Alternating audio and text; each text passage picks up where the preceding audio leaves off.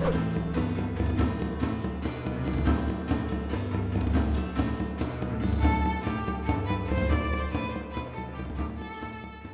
to my channel where the crisis I'm having isn't midlife, it's sim life. Today we are back with our Ultimate Decades Challenge family, the Godfreys, and the Ultimate Decades Challenge, of course, is the Legacy Challenge where we start with one sim family in the year 1300 and see if we can get them to survive up until modern day. Here we are at the beginning of the summer season, and that means it is time to do some more die rolls for the Godfrey family. First up, we have a die roll for Henry, and this is an end of life roll. So what we're actually rolling is how many years left he has, not whether or not he's going to pass away now. So we now have that answer.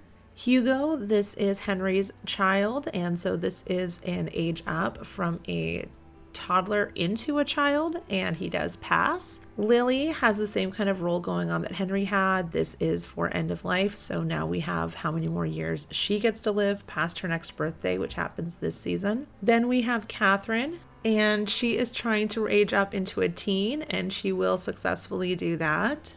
And then we have our hypothetical roles for Lori and Lily if either of them were to give birth during this season. First up, we have Lori and Lily both personally passing, so doing just fine if they were to give birth. And then we're going to roll to see about the newborns if they were going to have babies.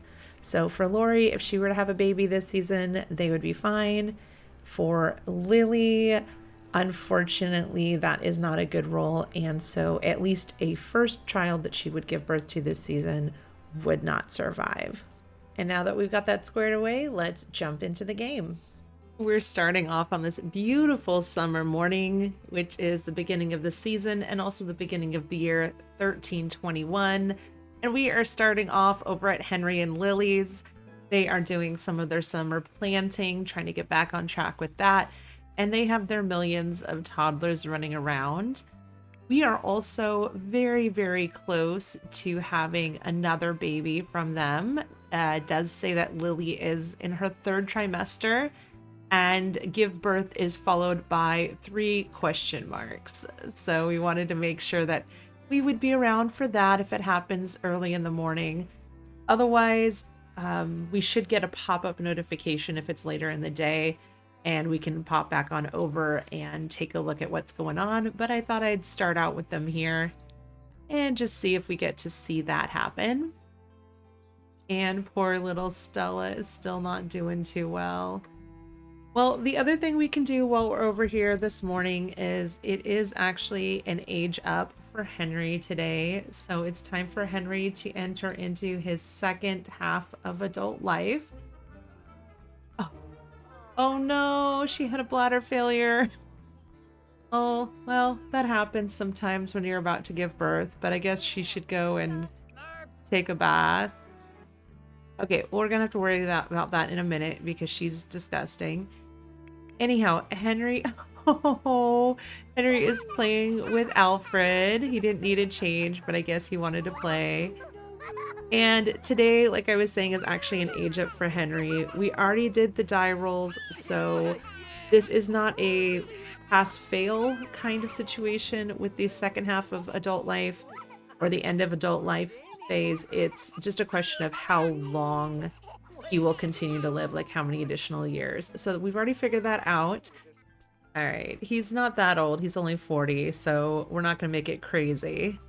All right, I like that. So we got him some more wrinkles and a little fuller beard. He maybe grew that out a little bit. Let's see, where do we want to leave that? Let's just leave it here. He didn't really have much of a beard before, but we'll give him a little bit more. All right, and what is going on here?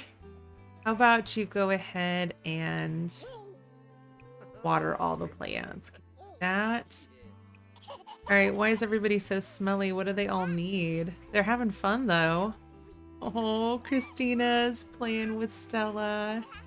Oh, that was so cute. The dog like sent hearts from its heart to the kid. That's so cute.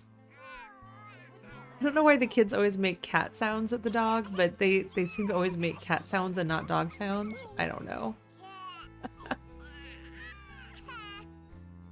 Okay, I swapped it out, so now we're finally getting Lily that bath. So she's gonna get that taken care of, and I think we'll just have to check back later. It doesn't look like she's going to go into labor while we're here. So we're gonna head back and check in with them later, but we'll check in with our main household for the beginning of the season. Oh, she's like, I'm hiding from everything. Before we actually make it over to our main household, there was one other family member I wanted to check in with, and that is Petrus Bond. And he is actually over here at the Watson estate. Petrus doesn't always see eye to eye with Thomas, right? This is Thomas's father-in-law. He doesn't always see eye to eye with him. They don't really have like a good friendship relationship. It's kind of in the negative. When he was at the farm the other day, Hugelina was talking to him about her interest in pursuing the Baron's son and that her dad didn't seem to be for it. And Petrus definitely has an eye on wanting his grandchildren to continue to do as well or better than him in the world. And his own daughter, Cecily, kind of married down, and he supported her because that's what she wanted to do. But anyhow, he's decided he's going to come over here and try to talk to the Baron and see if they can make some kind of arrangement for her, even though that's not what Thomas is trying to do. Right, so the Barons come out, and Petrus is just checking in with him, and it is a holiday. Not really, but it's a skill day, so they can sing about it. And now he is talking about Hugelina, and let's see what the Baron thought about that. Hugelina sounds like she is an absolute pleasure to be around. Excellent. Let's just go for it then, and we are going to see if we can get him to even have a conversation about arranging a marriage for somebody. Interesting. So it looks like it's jumping here because the other marriages are arranged right now. But what this means is it does mean that the Baron is open to the arrangement. Now he's saying, I heard your granddaughter is already engaged to somebody else. So here's the deal I'll make you. If you can come up with the dowry, because I don't know that you can, but if you can come up with the dowry before Midsummer, which is the next holiday that's coming up, it's actually technically, I mean, it's tomorrow in the game. If you can come up with the 10,000 simoleon dowry by tomorrow, then I will approve that if you can get her out of the other arrangement. Otherwise, if you can't, then this isn't going to be able to happen. But it sounds like it is something that is a possibility, though. So let's go ahead and thank him for his time. Let's see. He's going to brag about possessions and say, oh, I'm not worried about it. We're going to be able to get the money for you. Let's say that. Okay. You can chat about property values. Yeah, see. Oh, and Thomas is very materialistic. So yeah, that makes sense. Petrus is also materialistic. Compliments, just compliment house. Let's do that, and then we'll kind of leave it there. All right, so I think we're actually going to follow Petrus back to the main house so he can talk to Hugelina about what's happened.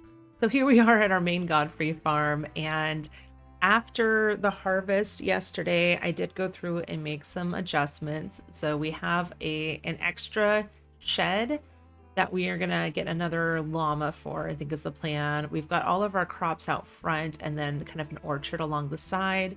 We still have our pond and our family cemetery out back. And we moved the chickens and the bees over into the main part of the yard so that we could just have the side and the side of the house here for our laundry, because we did want to be able to have two different clotheslines that were actually covered. So anyhow, I'm going to have him come over, and he comes right in and makes himself at home. The first person who's coming to see him is Catherine, even though everyone else is kind of in here, and they're still in their pajamas, even though it's the middle of the day. Don't worry about it. Anyhow, He is going to talk to Hugalina. Oh, thank you, Lori, for putting some clothes on. Oh, Philip, so cute. He's given a little cuddle to his granddaughter there. Oh, stop. That is so cute. That is adorable. I love it. Okay. So he's saying hi to her, and then he's going to talk to Hugalina. Well, it looks like everybody wanted to come out and talk out here too, but they're still going to have this conversation. See, Thomas is a little suspicious. He came out here. So right now, Petrus is giving her a little pep talk, kind of saying, remember what we talked about last time I was here? I have a plan. And then let's see what he has to say about these other Sims. Ask about another Sim. All right, how about this? This is the closest option we have here. I'm going to say, go ahead. He's suggesting to hook up with Thomas. And let's see what she has to say about that. And she's like, yeah, he really sounds like a catch. I think that would be great. Not going to congratulate. Well, we can congratulate on match because we know he's talking about with the Baron's son. Yeah, why don't you ask about your dad? Do you think this is going to be a problem with your father? Yep, that was exactly the right place to have this conversation, Petrus. That made a lot of sense. All right, I think this is good. And then he can give her a hug, and she knows what the deal is now. So he's like, hey, I support it. We've got to make sure that your dad has the simoleons available to do something about it so that he can actually go ahead and pay. Oh, he's like, I just want you to be happy. All right, I've now switched over control to the main household because I need to send Peter into town to try to sell off some of the things that we had harvested yesterday, because we actually have quite a number of pretty much everything. So I'm going to go ahead and send him into town right now to do that. We have just sold off everything we could sell off pretty much at the main grocery stand. So now we're at the flower cart, and I just wanted to see if there's anything else we had that we could sell here. It doesn't look like it, and I think I am going to keep the 20 quantities on each of these vegetables that are left over. I used to sell them down to 10, but I'm keeping to 20 of each of them right now. Yeah, so we currently have about 8,000 simoleons available.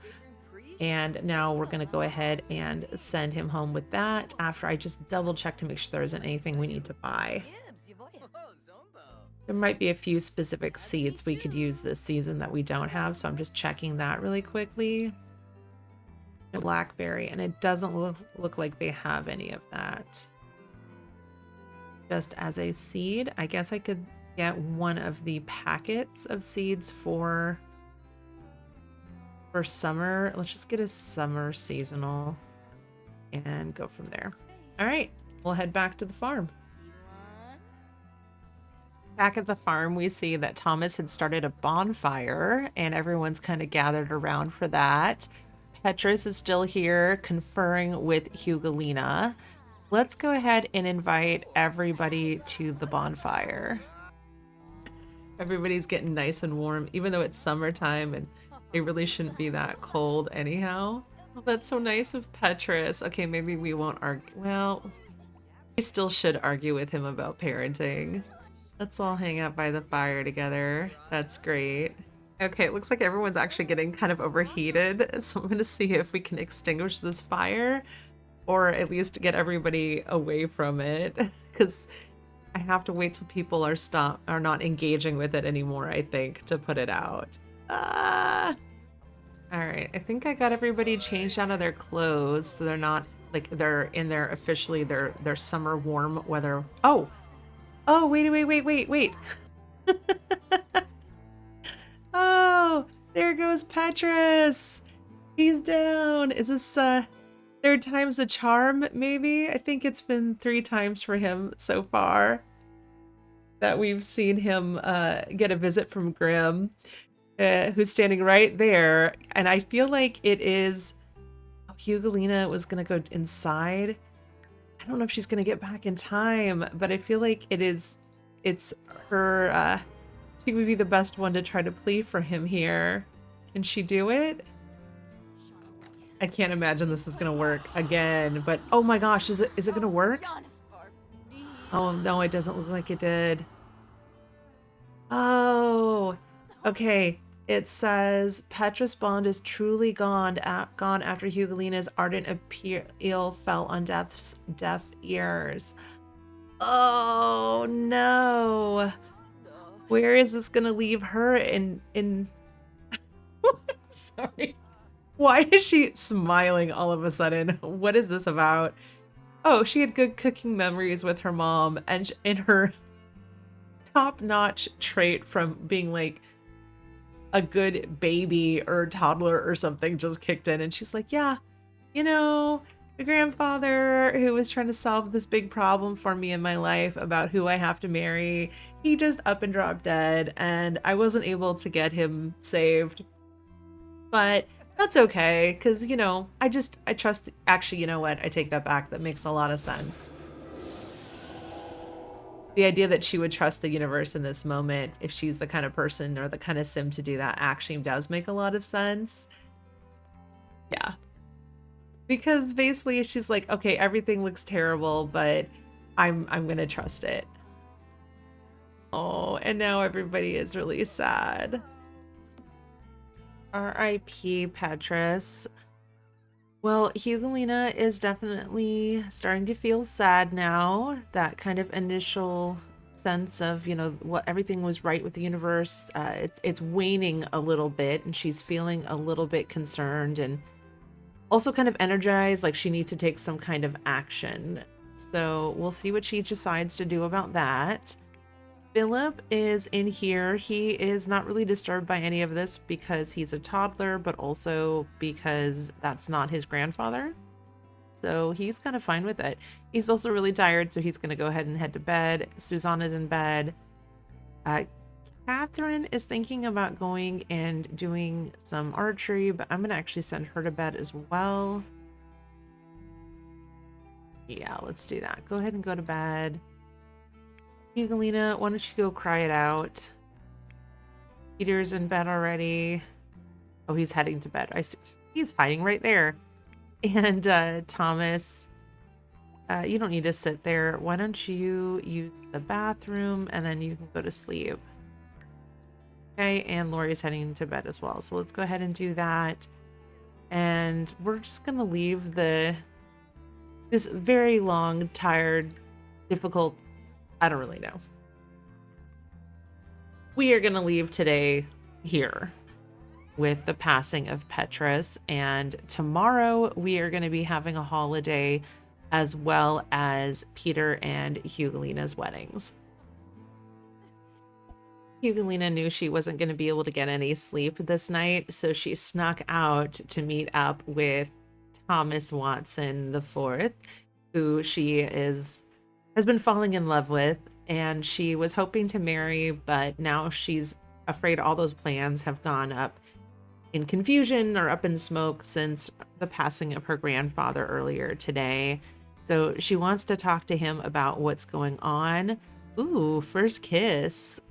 That's interesting. Let's see what else they can do. I want to have her discuss the newly arranged marriage, and then I want her to complain about it. She was celebrating her leveled up charisma there while she's having this kind of serious conversation with... Oh, good. They're good friends now. He's like, oh no, this is ruining all of our plans. And he wants to be reassuring. He's like, we'll figure it out. I've got a plan. He embraced. Oh, okay. I don't think I want to have them do their first kiss yet, but they have a plan now. And their plan was to go ahead and get one of the friars who was ordained. So we've got Friar Riddle here. And they wake him up in the middle of the night and asked him to come to the church and secretly marry them.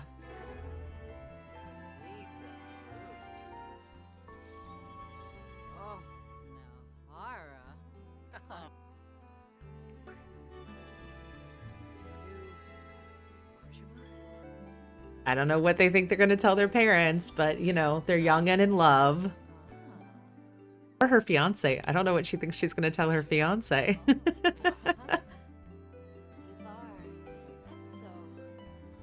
The friar's like, look, I'm afraid of the Baron, but this kid is also going to be the Baron. Oh, and so I'm kind of afraid of him too. I'm just going to do it. Maybe he really believes in love, in the young love. I don't know. Oh, she's getting married. I mean, she was going to get married today anyhow, but she's happier about this one. This is what she really wanted. Oh.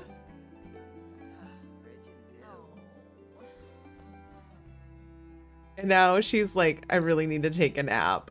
But here's what we're going to do. We're going to say goodbye to him because she needs to go sneak back. Let's see. Let's go ahead and reaffirm. Oh, she's so sad.